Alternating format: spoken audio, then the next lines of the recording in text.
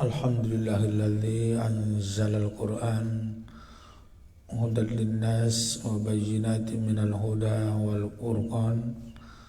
Asyhadu an la ilaha illallah wahdahu la syarika lah wa asyhadu anna Muhammadan abduhu wa rasuluh. Allahumma salli wa sallim wa barik ala Muhammad wa ala alihi wa ashabihi ajma'in. Amma ba'du, qala Allah Ta'ala, ya ayyuhalladzina amanu taqullaha haqqa tuqatih wa la tamutunna illa wa antum muslimun. Hadirin para ahli takziah dan juga teristimewa kepada ahlul bait, yaitu saudara kita muslim bersama keluarga besar yang mana sama-sama kita ketahui sekitar mungkin 10 hari yang lewat, ya kan, begitu lebih kurang saudara kita muslim telah belasungkawa, ya, telah meninggal dunia dari orang tua yang dicintainya, orang tua yang disayanginya, ibunda, ya, ibundanya atau oma.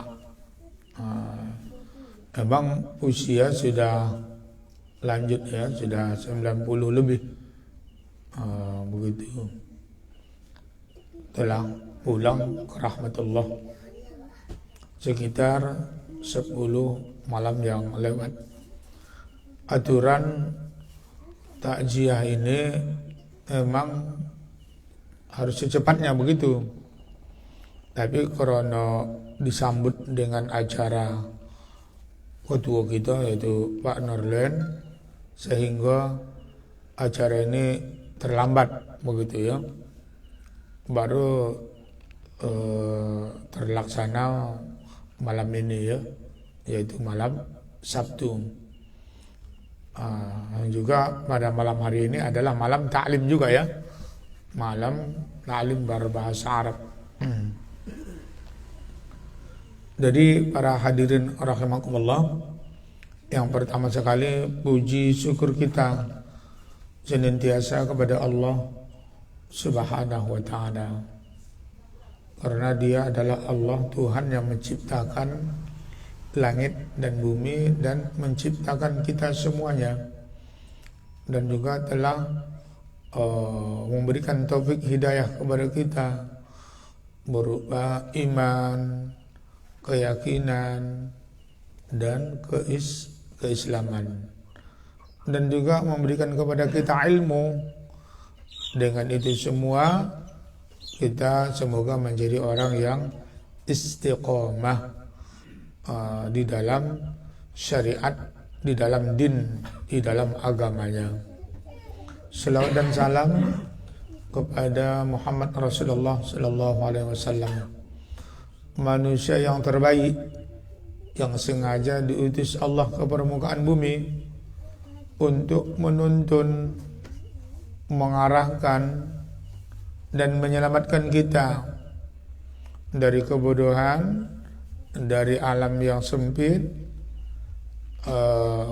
kepada alam yang penuh dengan terang benderang, alam keberkahan dan alam ilmu pengetahuan.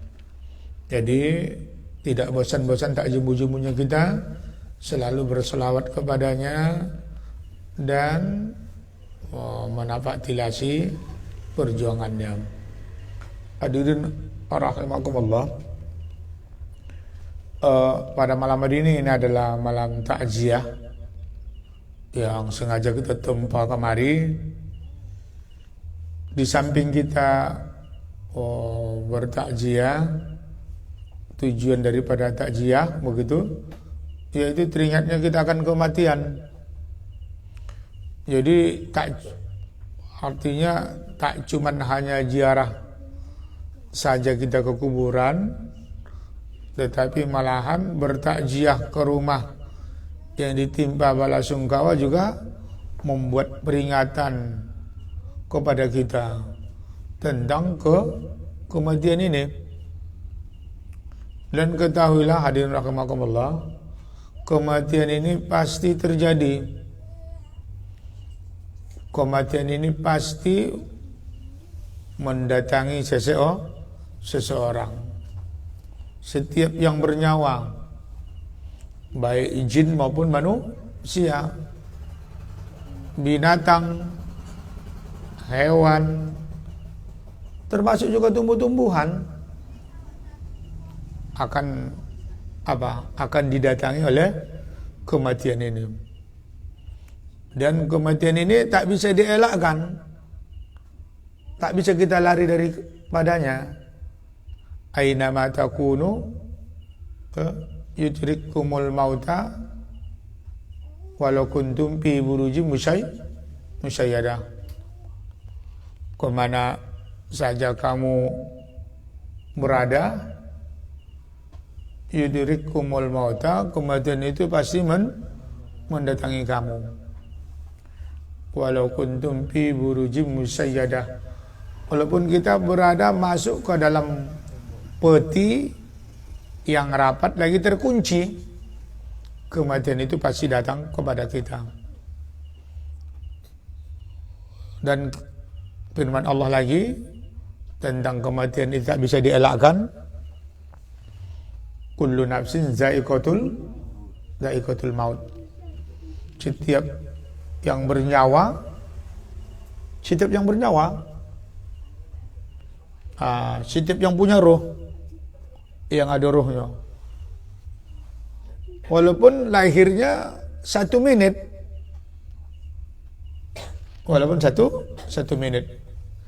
za'iqatul maut, pasti akan merasakan Za'iq merasakan al-maut, kematian. Udah firman Allah lagi, wa ma kana li nafsin an tamuta illa bi iznillah.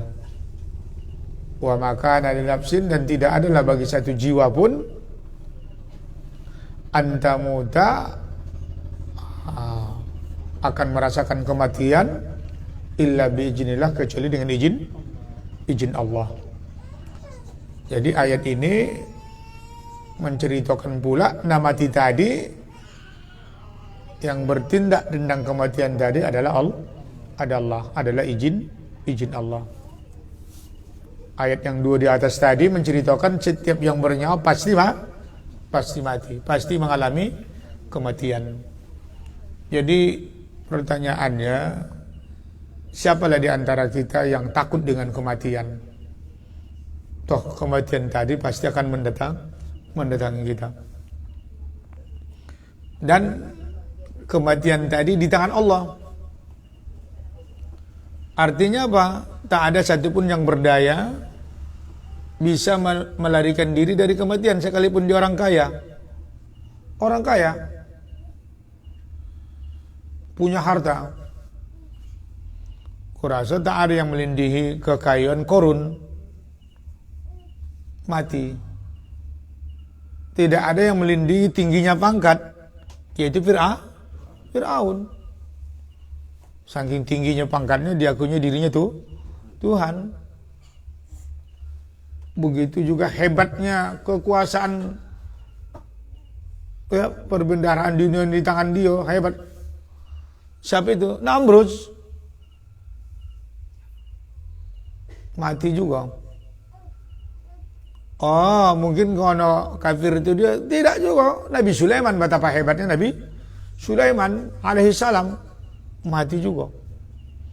Jadi mau beriman maupun kafir, mau baik kaya, pengusaha dan penguasa, itu tidak bisa menghambat dirinya dari kematian. Tidak bisa menghambat dirinya dari kematian. Kenapa tidak bisa menghambat dirinya kematian? Karena kematian itu di tangan Allah, bukan di tangan harta, bukan di tangan punya kekuasaan, ya banyak keluarga, hebat, tidak. Jadi kematian itu ada di tangan Allah Subhanahu wa ta'ala. Jadi di ayat lain lagi tidak bisa dipercepat dan tidak bisa diperlambat. Ubati supaya agak lambat dikit panjang umurnya. Tak juga bisa. Begitu. Iba coba sedikit matinya ini. Kono begitu kan. Biar supaya agak cepat sedikit. Tak juga bisa. Jadi kematian itu sudah ditentukan. Illa biiznillah kitaban muajjalah. Apa itu kitaban muajjalah? Yang sudah ditentukan waktunya. Itulah dia ijaza ajaluhum la yastakhiruna sa'atan wa la yastaqdimun. Kalau sudah datang ajal kepada seseorang tidak bisa didahulukan dan tak bisa lagi diundurkan. Jadi hadirin, kesimpulannya apa? Setiap bernyawa pasti akan mati. Ya. Tak ada satupun yang bisa kita melarikan diri dari kematian itu. Itu. Baru hadirin ibrah dari kita melihat kematian dan kematian itu ada terhadap diri kita.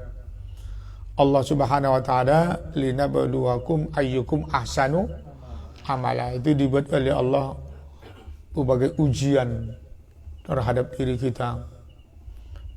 Apa tujuannya? Ahsanu amala.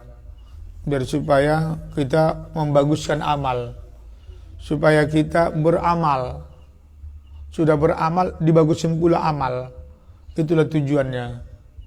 Jadi adanya kematian supaya kita beramal, supaya kita membaguskan amal. Kenapa begitu Ustaz perlu beramal?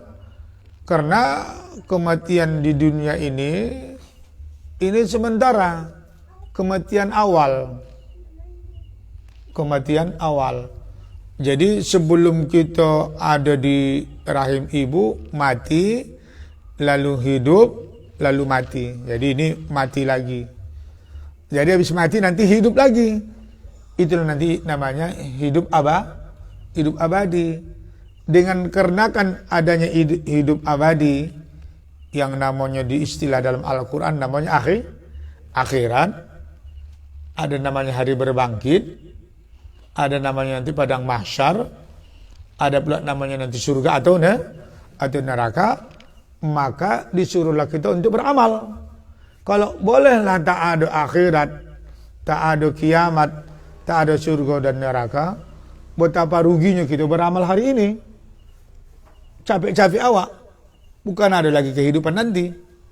Ternyata hadirin, ada kehidupan sesudah mati ini. Udah, karena adanya kehidupan sesudah mati, akhirnya yang kita tadi takut akan kematian, akhirnya syukur pula kita ada kematian ini. Dengan adanya akhirat tadi, kiamat, surga dan neraka, yang awalnya kita tadi takut mati, akhirnya syukur pula kita adanya kematian ini. Tapi hadirin, itu berjalan normal saja selama hidup di dunia ini, karena menjadi angka-angka hitungan bagi kita dalam kehidupan ini. Kenapa? Karena ada di antara kita yang takut mati. Dan ada pula, ya kan, bukan dia takut, tapi seakan-akan tidak menyadari adanya kematian. Ada pula itu. Dia tak ada kematian sama dia. Ada juga seperti itu. Tapi hadirin, hidup yang sementara ini singkat sekali. Coba, begitu Allah Subhanahu wa ta'ala ya mengatakan kun fayakun, atau kalau dulu di alam ruh, kan sekali cetaknya ini pula ruh nih. Sekali cetak. Turunnya, munculnya ke dunianya ini yang apa? Yang bertahap-tahap. Mula-mula Adam, anak cucunya muncul kan, tak berapa lama muncul pula lagi di bawahnya Nuh, kaumnya, terus sampailah kepada Muhammad Rasulullah Sallallahu Alaihi Wasallam.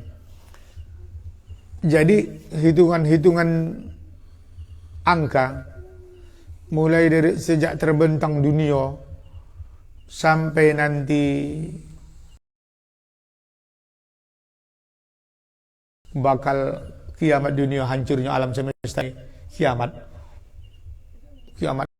besar, juam meledak dunia ini. Kalau hitungan-hitungan angka, ada kira-kira berapalah persen angka sinus kotinus antara kotinus tangannya itu yang kita 70 tahun, andai kata panjang umur kita katakanlah dulu 90 tahun 90 tahun umur kita, lama umur kita 90 tahun dengan lamanya dunia yang terbentang mulai munculnya Nabi Adam sampai kiamat di dunia miliar-miliar tahun, cuman muncullah giliran kita umur kita hanya 70 atau 90. Coba hitungan-hitungan angka, kira-kira hitungan per detiknya nih kuasa kehidupan kita ini kan. Hitungan kita ini hitungan per detik, bahkan di bawah per detik. Per detik. Sekondi kalau detik ini, apa sekondi? Kita yang hidup sebentar jup. Begitulah dia. Dihitung dari alam terbentang Nabi Adam sampai kiamat dunia, sampailah kegeliran kita, muncullah hidup kita, tak berapa lama mati. Kan begitu. Compatlah kita rasakan alam semesta ini. Alam semesta. Ini walaupun begitu, kan begitu, tak bisa pula kita rasakan akhirat tanpa memasuki alam ini, alam dunia ini. Tak kita rasakan lezatnya akhirat, tak akan dirasakan oleh orang yang jahat siksaan neraka kalau tidak mengalami di dunia ini. Udah. Jadi hadirin, hitungan yang sedikit hidup nih dibandingkan dengan alam semesta yang cukup lama tadi, ada yang sangat unik sekali. Apa itu hadirin? Yang sebentar hidup nih mampu membuat kita masuk neraka, mampu membuat kita masuk surga. Yang kata kita tadi sekondi kalau dibandingkan dengan miliar tahun dunia terbentang, cup hidup, cup mati. Mampu kehidupan tadi akan mengakhiri kita nanti di hadapan Allah, bisa masuk neraka, bisa masuk surga. Tak tampung hadirin rahimakumullah. Jadi sangat beruntung kita hidup yang sebentar nih diakhiri dengan masuk surga. Betapa ruginya kita kehidupan yang sebentar yang per detik tadi ini, ruginya kita jika kita masuk neraka. Itulah selalu doa kita, Allahumma khtim lana bi husnil khatimah. Akhiri dari hidup kami ini yang sebentar nih, ya kan, husnul khatimah, dengan akhir kehidupan yang baik. Jadi betapa rugi amat kita dengan akhir dari kehidupan ini su'ul khatimah. Apa? Mati penutup yang amat jelek sekali. Jadi memang kenyataannya seperti itu. Seperti kenyataan yang ada pada hari ini. Apa kenyataan yang ada pada hari ini? Ada orang yang sanggup dia dengan kehidupan yang singkat ini, yang dia bisa sehat rasanya, akalnya sehat dan sempurna, ya kan, rezekinya ada, tak ada penghalang sama dia biarkan habis ujung daripada kehidupannya dengan dia tinggalkan luasnya akhirat. Ada orang dibiarkannya begitu, habis masanya, dibuang-buangnya masanya, dibuang-buangnya hartanya, dibuang-buangnya akal sehatnya, yang dia hidup hanya sebentar saja di dunia ini. Dia nikmatilah kehidupan dunia hanya sebentar saja. Dia habiskan masanya itu. Sehingga bertemulah dia ke satu alam. Ya Allah yang tak tahu lagi kita hitungan angkanya akhirat. Bertemu dengan Allah Subhanahu wa taala, masuklah kesimpulannya. Nauzubillah kata kalau dulu ke alam yang jelek, neraka. Alangkah timbul penyesalan. Di mana itu? Di kehidupan yang singkat ini. Sampai ada orang nampak bapak. Ada nampak bapak orang yang selama hidupnya terus tak pernah menempuh ibadah kepada Allah. Ada tidak? Sampai ada nampak orang bapak yang begitu kuat muda dia, terus tak pernah duduk di majlis taklim. Ada nampak bapak. Terus tak ngaji, tak pergi centos hidup, begitu. Ada nampak bapak. Sampai ada nampak orang yang sudahlah dia tak beribadah, taklim tidak, berbuat jahat pula dia. Ada tidak? Ada. Oh, jahat begitu. Kau nak mabuk, kalau yang apa berjalan melenggang di pasaran begitu. Aduh. Di kehidupan yang amat singkat ini. Jadi ya sangat beruntunglah kita di dalam kehidupan yang amat singkat ini kita punya perhitungan yang amat tinggi. Apalah perhitungan kita? Yaitu ahsanu amala. Kan itu tadi kan? Itu yang kaji tadi. Ahsanu amala, yaitu melakukan amalan sesudah beramal mempercantik amalan gitu. Kenapa? Demi untuk mengarungi kehidupan yang amat jauh. Hadirin, mari kita manfaatkan hidup, mari kita manfaatkan ada rezeki, mari kita manfaatkan ada kesehatan dalam diri kita. Apa saja yang kita lakukan saat ini, baik itu beribadah, baik itu menuntut ilmu, baik itu berbuat muamalat yang baik-baik, itu semuanya kita lakukan adalah untuk mengisi perbendaharaan kita menghadapi kehidupan yang abadi, menghadapi alam kubur, menghadapi pintu alam akhirat. Rahimakumullah. Coba ada dulu hitung malam hari ini, hitungan dengan jari usia kita. Ada sudah di antara kita yang sudah 70, ada di antara kita malam hari ini yang sudah 60, ada yang sudah 40, 50, 45. Coba rasakan hari ini. Tak ada rasanya hari ini hadirin kita, ya akulah ya yang sudah 50, yang 40 ke atas. Tak lagi makin kemudonya, tak lagi makin kesehatnya, ya kan? Tak lagi makin kakayonya.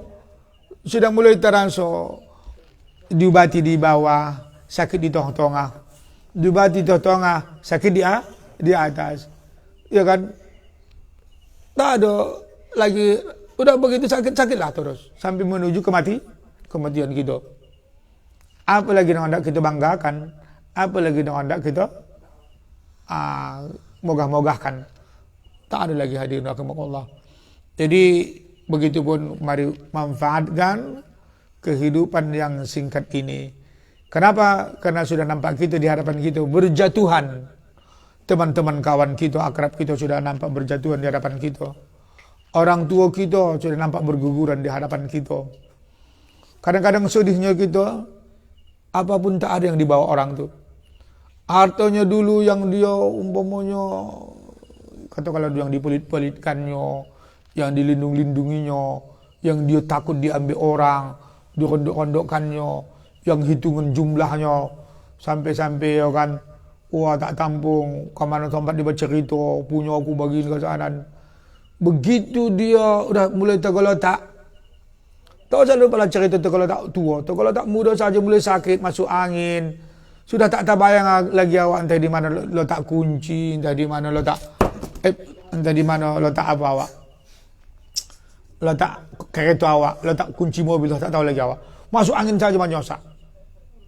Bayangkan kalau mulai tua kita udah payah-payah sakit, gotong-gotong kada apa, gotong-gotong katongah kan begitu. Sebelum datang masa itu yang dimaksud. Sebelum datang masa itu. Jadi harus menjadi pelajaran sama kita. Siapa saja yang kita datangi, orang sakit, nampak kita lah dia sakit. Apalagi sakitnya tak berapa lama kita dengar pula beritanya meninggal sanu. Apalah yang ada di bawahnya hadirin rahimakumullah. Bayangkan siapa yang nomor 1 hari ini. Ya kan? 4 hari yang lalu kalau tak silap aku ada ya termasuk ustaz juga dia meninggal. Mu'alaf saya rasa Cina ya, lupa aku ya. 900 masjid dibangunnya. Syukur alhamdulillah. Bisa sedikit banyak harta dia gunakan di jalan Allah, di jalan Allah. Tapi yang paling sedih kita ibu kita yang tak punya harta, tak ada ibadah, baru sabik-sabik belajar kan begitu kan. Ilmu kosong. Cuma tak semata-mata modal ikhlas saja. Itu pun kadang-kadang mau juga tak ikhlas. Ibadah kurang khusyuk. Kadang-kadang anak belajar pun kadang-kadang datang juga syaitan menggoda malas. Anak bersedekah duit sampai esok pun kadang-kadang jangan karena anak bersedekah makan pun tahan cembar hutang. Yang paling gaduh kita di hadapan Allah Subhanahu wa taala. Jadi mari hadirin banyak-banyak kita mengambil iktibar ya terhadap tentang kematian ini. Karena kematian ini dapat merenggut segala yang lezat. Hajimul lezat. Perbanyaklah mengingat kematian karena kematian banyak merenggut ya apa saja yang saudara kita rasakan. Saudara kita mogah-mogah tentu saat kau akan berhenti. Betapa banyak orang sedang menyanyi megang mikrofon. Tak batuk, tak bisa lanjut lagi lagunya. Batuk, gup mati. Betapa banyak orang yang menikmati tentang hartanya. Katakanlah korun. Korun matinya tahu kamu? Korun matinya bukan di rumah elok golek-golek, tidak. Dia waktu matinya ketika dia berada di pasar memamerkan hartanya. Memamerkan hartanya ketika dia membawa rombongan, membawa putih-putih gomboknya tentang menceritakan memang anak berakhir lah rupanya riwayat hidupnya. Itulah dia menceritakan hartanya. Awas korun nak lewat. Begitu sebuah kisah. Ya. Begitu di tengah jalan, itulah tiba-tiba tanah yang dihinjaknya. Tanah yang dihinjaknya ambruk. Ambruk hadirin. Ambruk cup. Habis selesai. Habislah harta jambu dirinya tinggalan. Itulah yang kita khawatirkan. Akhir dari kematian kita takut su'ul khatimah. Jadi mari kita iktibar ambil kejadian siapa saja yang kita lihat mati di hadapan kita, mulai dari sakitnya orang yang kita tengok sampai berakhirnya kematian.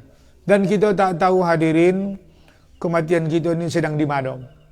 Apakah nanti sedang berkendaraan? Tak ada yang bisa kita bisa menyelamatkan diri dari hal itu. Kadang-kadang sedang bakalai, sedang anak bertumbuk. Pengen itu, mati. Na'udzubillahi min jalik. Kan itu tadi kan. Kadang-kadang sedang berkendaraan, entah apa saja, balanggang. Siapa ada bisa kita menjamin? Kalau aku, tak ada dan balanggang aku doh. Tak bisa hadirin. Jadi satu pun kita tidak tahu di bumi mana kita meninggal. Yang kita baca di kitab Tauhid Wasitiyah, kita tidak akan tahu di bumi mana kita akan meninggal. Dan kita tidak akan tahu ya kan dari akhir apa kehidupan yang kita meninggal. Tapi kita selalu berdoa, ya Tuhan, bikinlah akhir daripada kehidupanku, kehidupan mati yang baik, sedang melakukan yang baik, kan begitu kan? Anak yang sedang beramal lawak, anak yang sedang berzikir lawak, sedang sholat, sedang bersedekah, sedang berbuat baik. Nah, jadi hadirin apabila sudah dapat kita iktibar kematian itu akan sampai mati temu kita, maka marilah kita baguskan dan kita cantikkan amal kita. Lakukanlah amal yang baik, yang cantik-cantik. Apakah kita amal ibadah, apakah muamalat kita dengan orang lain, dengan istri kita, dengan anak kita, dengan suami kita, dengan jiran dan tetangga kita. Udahlah berbuat baik-baiklah kita. Dengan itulah kadang-kadang menjadi peredam kita, menjadi orang penyabar kita. Hilang pemarah kita, emosi kita. Kadang-kadang kalau tak lupa kita kematian ni, nampak marahan kita ni. Pangamu, ya kan, muah, pambunji, pandondam, dongki. Ya udahlah, dengan kematian ni kita udahlah. Nanti sanggup-sanggup bakal pula, mati pula awak, ya kan. Habis pula awak. Udahlah itu. Jadi mungkin di antara kita di rumah malam hari ini Bang Ayub mungkin merasa muda. Tapi belum tentu Bang Ayub pula yang lebih panjang umurnya di antara kita. Siapa pula nanti ada antara kita malam hari ini? Mungkin Atuk Ahmad. Belum tentu pula Atuk Ahmad cepat pula matinya, kan tidak? Bisa saja dia telah lama dari kita ya. Jadi begitulah hadirin singkat kita malam hari ini. Mari apa tadi kesimpulannya? Ahsanu amala. Mari kita ucapkan, kita percantikkan amal kita, karena kematian itu tak dapat kita elakkan dan kematian itu pasti terjadi pada diri kita. Baru yang kedua, selalu berdoa semoga akhir dari kehidupan kita, yaitu kematian kita adalah baik, bi husnil khatimah. Sampai di sini dulu ya, terutama nasihat ini untuk diri pribadi saya sendiri, dan kalau bisa pula ya untuk kita bersama. Saya undur pamit dari hadapan Bapak dan Ibu. Itulah penyampaian saya, di mana penyampaian saya punya perasaan saya bermaaf.